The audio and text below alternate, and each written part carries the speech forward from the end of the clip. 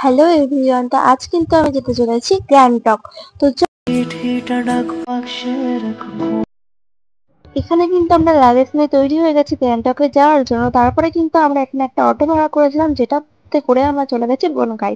আর সেখান থেকে কিন্তু ট্রেনে উঠে, একদম ফাঁকা ট্রেনে উঠে আমরা চলে এসেছি হাওড়া। হাওড়া থেকে কিন্তু আমাদের ট্রেন আসার কথা ছিল।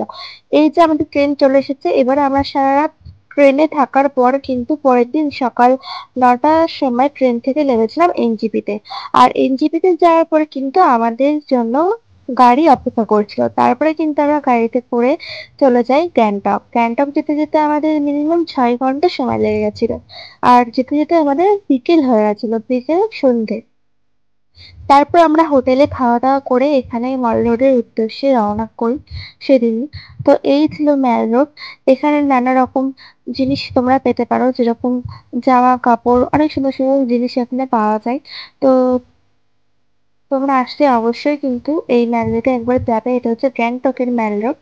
তো এখানে আমরা ছিলাম। আর এখান থেকে কিন্তু আমরা টুকটাক কিছু জিনিস কেনাকাটা করি, খাওয়া দাওয়া করি।